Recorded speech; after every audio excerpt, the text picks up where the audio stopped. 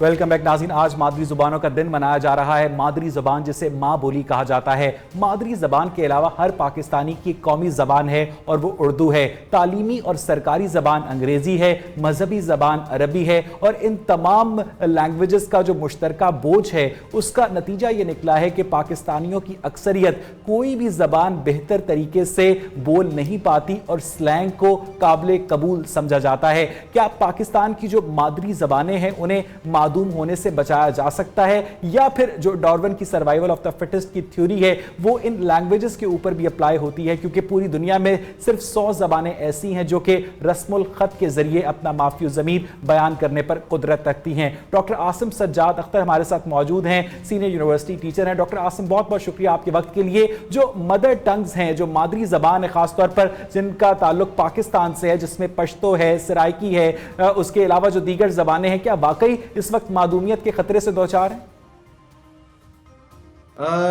ایسا تو نہیں ہے کہ یہ زبانیں کوئی یعنی کہ صفحہ ہستی سے مٹ جائیں گی، لیکن یہ ضرور ہے کہ ان زبانوں کو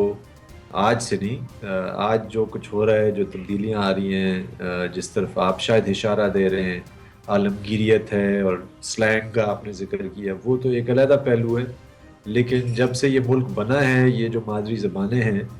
ان کو اس طرح سرپرستی نہ حاصل ہوئی، بلکہ ان کو نظر انداز کیا گیا سرکاری سطح پہ۔ تو اصل میں یہ کوئی آج کی کہانی نہیں ہے۔ ان زبانوں کو اگر ترقی دینے کا سوال تھا یا ان کو یعنی کہ ان کی حیثیت کو تسلیم کرنے کا سوال تھا، تو وہ یعنی کہ کوئی عالمگیریت یا عالمی حوالے سے جو ہونے والی تبدیلیوں کا بنیادی مسئلہ یہ نہیں ہے، بلکہ بنیادی مسئلہ یہ کہ آج بھی سرکار جو ہے اس کو، ریاست جو ہے، حکمران جو ہیں، ان زبانوں کو وہ درجہ نہیں دیتے جو ان کا بنتا ہے۔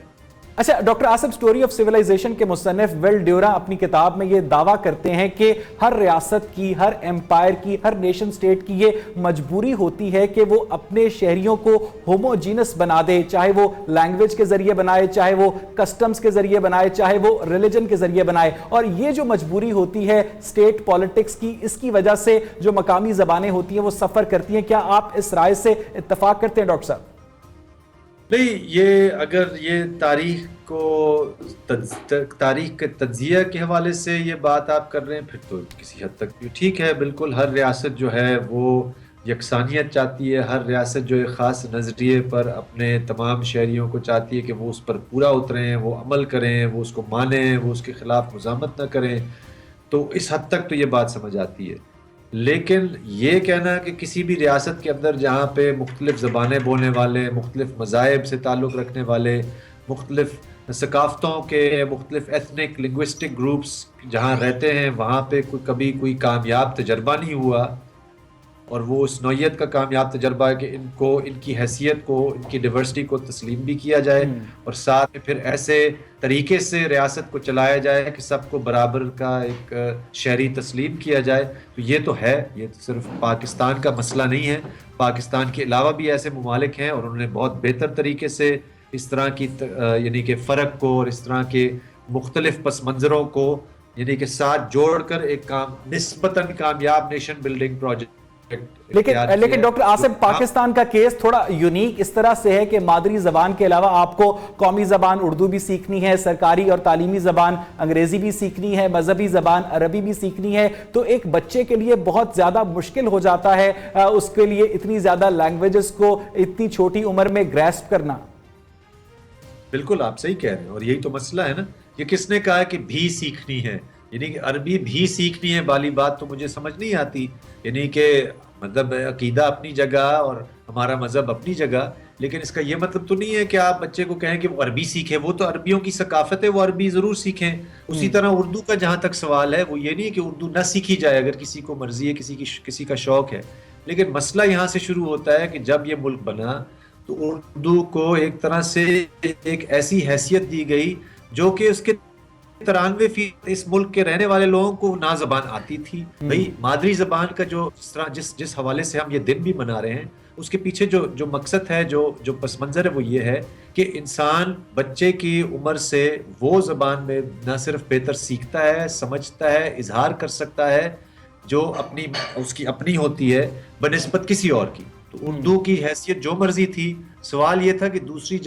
زبانوں کو وہ حیثیت نہیں دی گئی جس سے ہمارے عوام، ہمارے اس وقت کے بچے اور آج کے بھی بچے اپنا صحیح طرح سے سیکھیں، سمجھیں اور اظہار کر سکیں۔ یہ بڑی اہم بات ہے ڈاکٹر صاحب، کیونکہ اردو اس ملک کی سرکاری زبان اور قومی زبان بنی ہے جو کہ جس زبان نے اس ملک میں جنم ہی نہیں لیا، ایوالو ہی نہیں ہوئی۔ یہ بتائیے گا کہ پاکستان کے بچوں کو جو موڈ آف ایجوکیشن ہے کہا جاتا ہے اردو میں ہونا چاہیے، انگریزی میں ہونا چاہیے، پھر مذہبی زبان بھی ہے، تو کس طرح موڈ آف ایجوکیشن کو آگے بڑھایا جائے؟ کیونکہ ہم نے دیکھا ہے کہ جو پاکستان کی اردو لینگویج ہے یا دیگر لوکل لینگویجز ہیں ان کے اندر وہ صلاحیت نہیں ہے کہ وہ جو لنگوا فرینکا کے ورڈز ہیں، سائنسز ہیں، آرٹس ہیں، ہیومینٹیز ہیں، انہیں اپنے اندر ایبزارب کر سکیں۔ دیکھیں، بات وہیں سے پھر واپس جانا پڑے گا مجھے کہ یہ جو ہماری سرکاری جو حکمت عملی رہی ہے، پالیسی رہی ہے، اس کے اندر کسی وجہ سے، بلکہ کسی وجہ سے تو نہیں کہنا چاہیے، ایک خاص وجہ سے ان زبانوں کو ایک خطرے کے طور پر تصور کیا گیا تھا جو اردو نہیں ہے۔ وہ پشتو ہو، سرائکی ہو، سندھی ہو، بلوچی ہو، حتیٰ کہ پنجابی ہو۔ حالانکہ پنجاب تو اس ملک کا ایک بالادست حصہ ہے، حلقہ ہے، اس میں بیشتر لوگ بھی پنجابی بول سکتے ہیں، لیکن اس زبان کو بھی وہ حیثیت نہیں ملی، نہ دی گئی، اور نہ پنجاب کے اندر اس کی تاریخ کو دیکھیں تو وہ لوگوں نے خود دی جو کہ اردو کو ملی۔ اور مسئلہ یہ ہے کہ جب آپ دنیا بھر میں اب یہ تسلیم، اس لیے تو یہ بات آئی ہے کہ بنیادی تعلیم، پرائمری تعلیم، سیکنڈری تعلیم کی تک بھی مادری زبان میں تعلیم دی جائے۔ وجہ کہ دنیا بھر میں یہ تجربے ہوئے ہیں، لوگوں نے ان چیزوں پہ تحقیقیں کی ہیں، دیکھا ہے، تجربات ہوئے ہیں بہت ساری جگہوں کے، جن نے ثابت کیا کہ انسان کی پرورش میں۔ ڈاکٹر صاحب وقت بہت کم رہ گیا، یہ بتائیے گا کہ جو پاکستان کا قومی ترانہ ہے وہ کیا اردو زبان میں؟ نہیں جی، بلکہ وہ ایک اور دلچسپ لطیفہ ہے کہ وہ تو کسی اور زبان میں، فارسی میں، اور یہی تو میں کہہ رہا ہوں اس ملک کا ایک بڑا شدید آئیڈینٹی کرائسس ہے۔ اور آخری بات اس سے پہلے کہ آپ کا وقت ختم ہو، میرا خیال ہے یہ بھی ناظرین کو معلوم ہونا چاہیے کہ 21 فروری کی خاص تاریخ صرف عالمی نہیں ہے، پاکستان کی بھی ہے، چونکہ 21 فروری 1952 وہ دن ہے جب بنگال کے اندر، مشرقی، اس وقت کا مشرقی پاکستان کے اندر،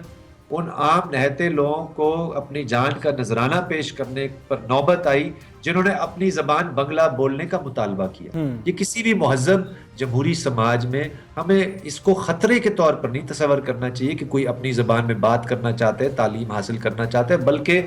وہی جیسے میں نے شروع میں کہا، ان ملکوں کے تجربوں سے سیکھنا چاہیے جہاں پہ ڈائیورسٹی کو سیلیبریٹ کیا گیا ہے۔ بہت بہت شکریہ ڈاکٹر عاصم سجاد اختر، کاش ہمارے پاس زیادہ وقت ہوتا، ہم اس پہ زیادہ تفصیل سے بات کرتے۔ لینگویج کے حوالے سے جو افراط و تفریط ہے وہ اپنی جگہ موجود ہے، لیکن پاکستان کی قومی زبان اردو ہے، لیکن پاکستان کا قومی ترانہ اردو میں نہیں ہے، اور اس میں جو رہبر کا لفظ ہے اسے ریکارڈڈ رہبر بولا جاتا ہے۔ پروگرام دیکھنے کے لیے بے حد شکریہ۔